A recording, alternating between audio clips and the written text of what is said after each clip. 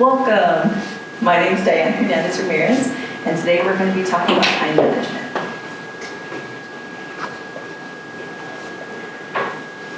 We're going to do an icebreaker first, then an introduction, and that would be just introducing the concept of time management, the types of time management you can implement in your life, and then we're going to do like a Q&A or like just any questions that you guys have. So, as you see in front of you, you have your time, your sheets. If you guys want to continue writing down essentially your day, you can be as specific once again or as general as you want to be, just to kind of look at your time. Well, let me know when you're done.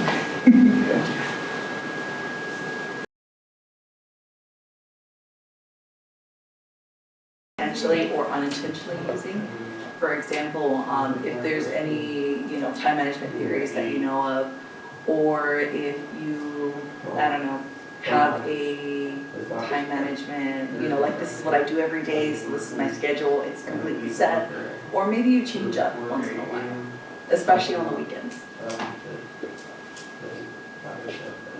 I don't know about theory, because I haven't done my research in order to know the best method of how to go about being efficient with planning. But as far as I'm aware, for me, since I work from 5 to 1:30 p.m., well, 5 in the morning to 1:30 p.m., I work, and in between that time frame, I'm either hearing a podcast or reading on Reddit or conversing with people. And then after work, I tend to try to cook so I can get that over with. And then I try to go to the gym around 4 or 5. But once spring hits and summer, then I'll just push it further because around that time you're way longer hours. And then I noticed that between 5 to maybe upwards to 9, I'm either watching TV, talking to somebody, hanging out. So there's an opportunity to be more efficient or productive. Yep. Everyone's different. Some people want that every single minute accounted for, and other people want, to not account for all the time. It just depends on what spectrum you fall into that. If you want to converse with your partner about that and how they feel they are with their time management. Alrighty, since y'all are a bit more wrapped up, does anyone want to share a bit more about their time schedule or anything or something that they notice time-wise that they do after writing down their schedule? I guess I definitely can see I can work on being a little bit more productive in the afternoons.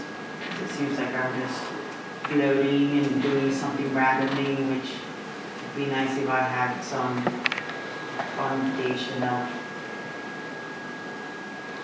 not foundation, but something more sturdy for me. Well, that is a foundation, I'm overthinking it. Anyways, yeah, I can definitely improve in the afternoons. That can be something I can work on. That's something I noticed while doing the planner. Yeah, that's a great point.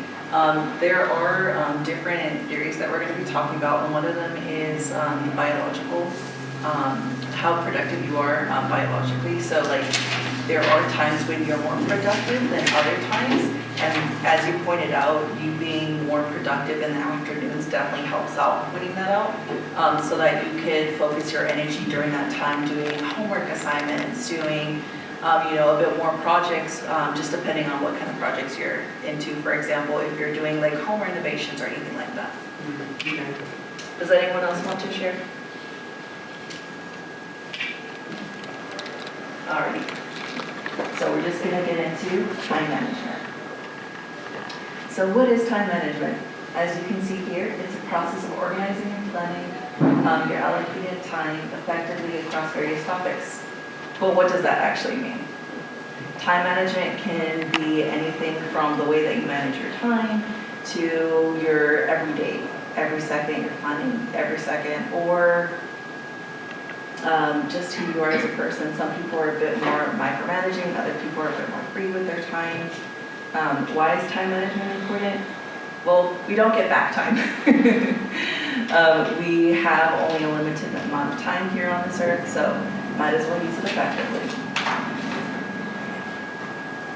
Some challenges people face with time management can be procrastination, so like delaying tasks often results in like missed deadlines or rushed work. Overcommitting, if you take on too much, you're not really doing as much as you want to and you burn out more quickly. Lack of prioritization, so without a clear sense of priorities, it's easy to spend time on less important tasks. Distractions, social media, emails, my telephone. Interruptions can consume significant portions of your day, making it less productive. And then unrealistic expectations, setting unattainable goals can lead to frustration and inefficiencies. Things that can benefit my time management. Increased productivity. With a clear plan, you can accomplish more with less time and staying focused on your priorities. Reducing stress. Proper time management reduces last minute rush and helping minimize anxiety. I know I get very anxious when I'm doing things last minute, so better to avoid that. Better work-life balance. Allocating time effectively ensures your personal and professional obligations are balanced. Improved quality of work. When tasks are approached with enough time, the quality of outcome is generally higher. And achieving goals. Time management helps break down the long-term goals into manageable tasks, making them more attainable. So what are these different time management skills that we can use? Oliver Buchman's 3-30-30 method. As you can see, 3 priorities, 3 priorities, and 3 priorities for today, for the week, and for the month. So what you can do specifically for your time management skills is identify 3 specific goals or tasks that are the most important to accomplish for today. Let's say, for example, that's going to work, which is super important, attending school, and let's say the third one is, taking care of kids at home. So those are my 3 priorities for the day. For the week, you have to choose an overarching goal that you want to achieve for the week. So let's say that's, having all of my assignments done for the week. Let's say that could be doing like home repairs or just anything like that that you think are achievable within the week.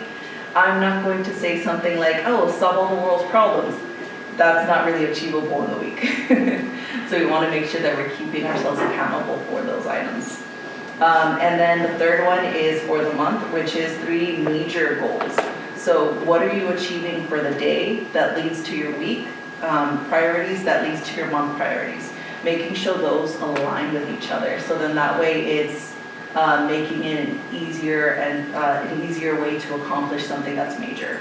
If you want to accomplish something major, you have to break that down into little pieces. Another way that you can use the 3-3-3 method is 3 hours for deep work, shorter work, and admin tasks. This can be applied to, just like the other one, can be applied to your work day, to your average day, to your personal life. Deep work would be, let's say, once again, if you're doing assignments, if you have a big semester project, that's a way to do that. Another deep work would potentially be anything for, let's say, your taxes. That could be deep work, because I know for me that's deep work. And then after 3 hours of deep work, you can do 3 hours of shorter tasks.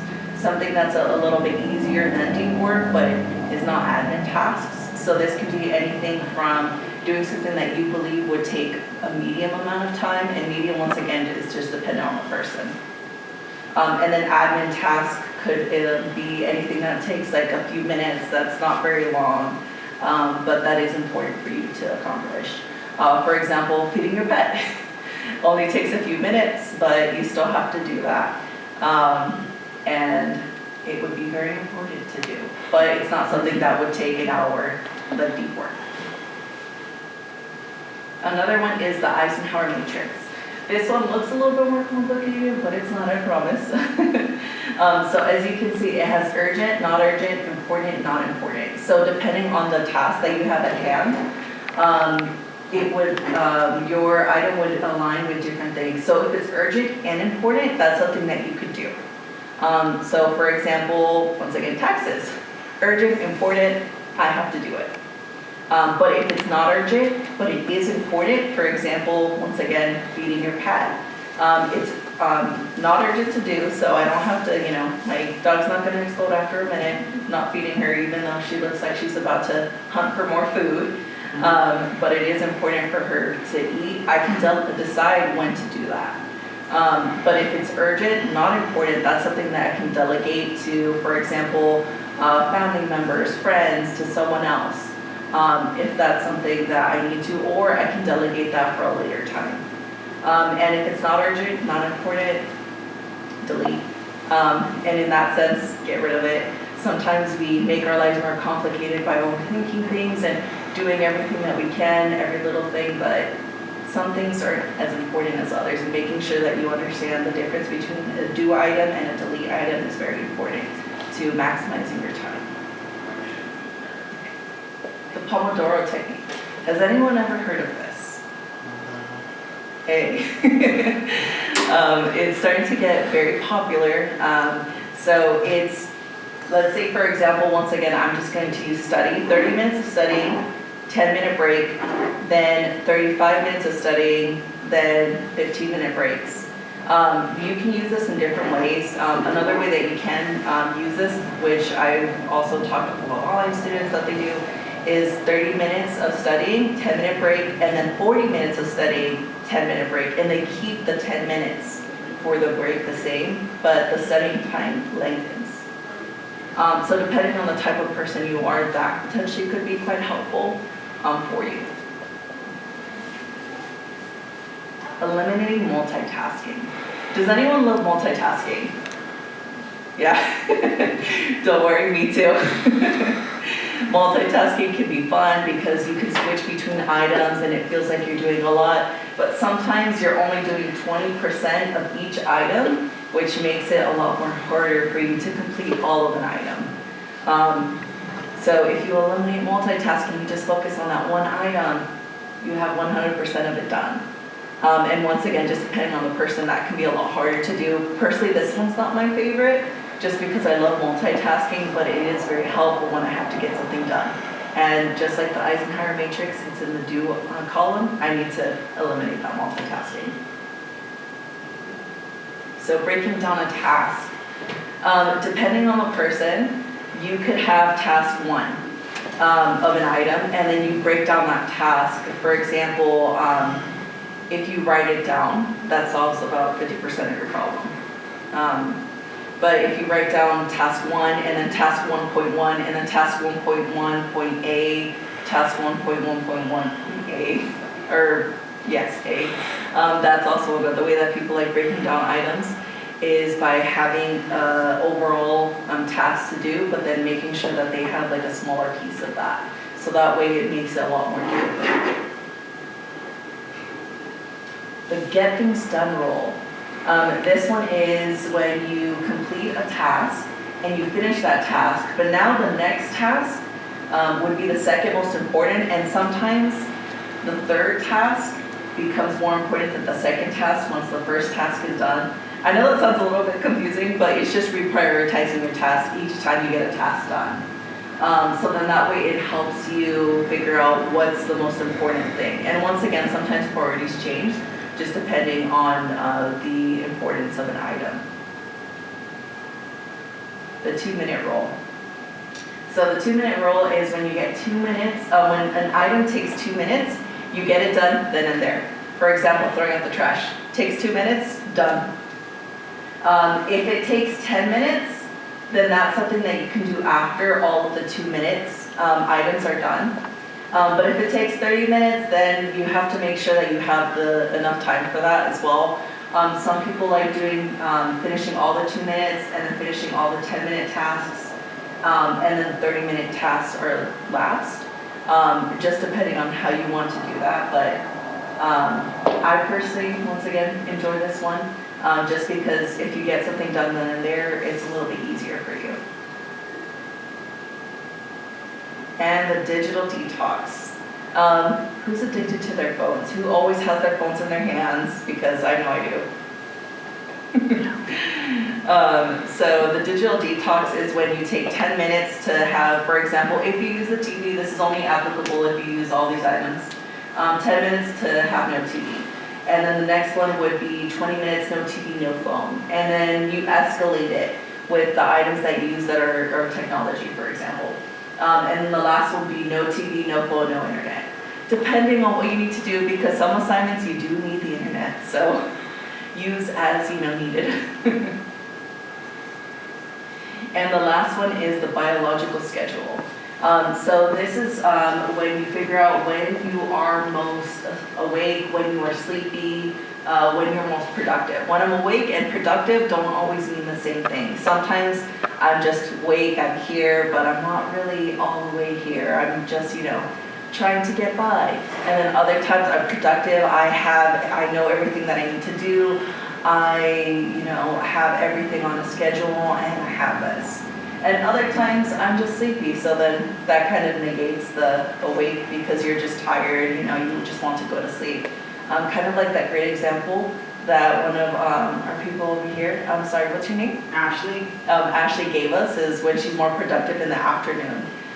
So making sure to utilize that time to get things done, to get your homework or your priorities completed. So does anyone have any questions? I have a question. Yes.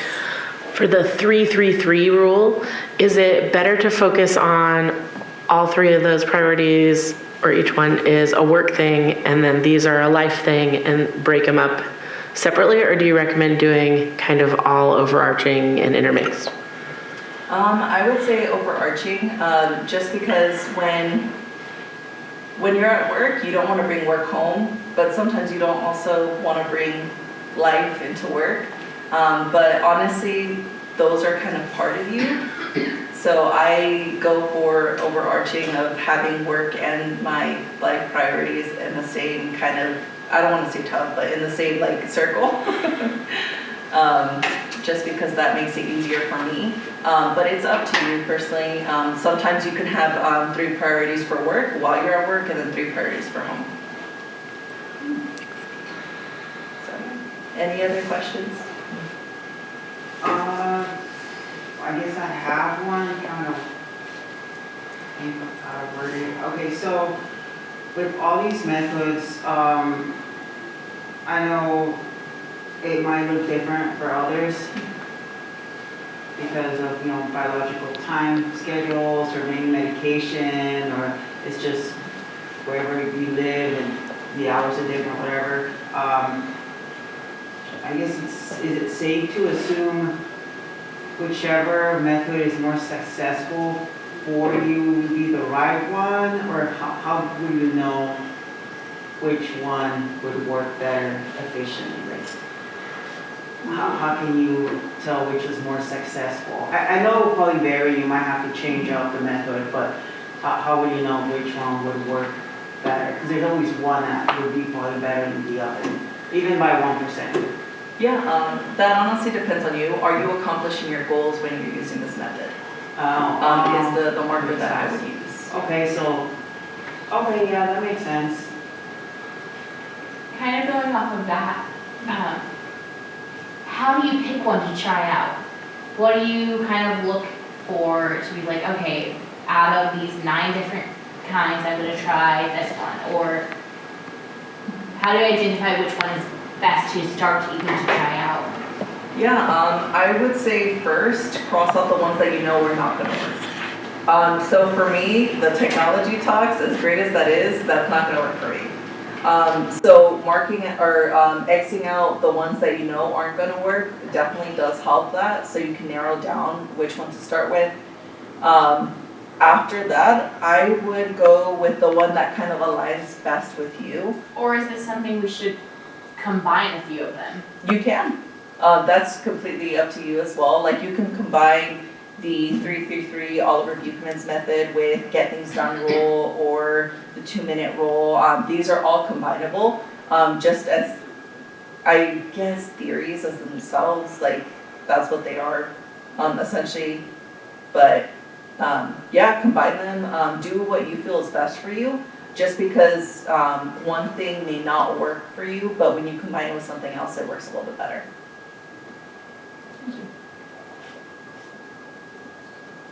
What if your times change during the day? Like, if you work like sometimes at 7 in the morning and sometimes at 10:30 in the morning, how can you do that? Because I always get so distracted and so off point whenever they switch work around and Yeah, definitely. You can switch things around. For example, you said that work switches times. So if you're unsure of your schedule, I feel like maybe doing the 3-3-3 method or the Pomodoro technique would help out just because there's not like a limit on time exactly. Like the biological schedule probably wouldn't work as much just because of that time difference of if you're working at 7 and you know you're productive at 7 or sleepy at 7, like that kind of changes your schedule.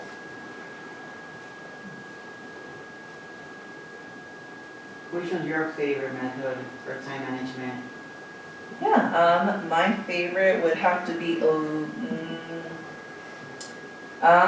the Eisenhower matrix, just because it's a little bit easier for me to figure out what needs to get done. And it also helps me put everything in a little box, and I kind of like putting everything in a little box, it's fun. All right, if we have no more questions, thank you.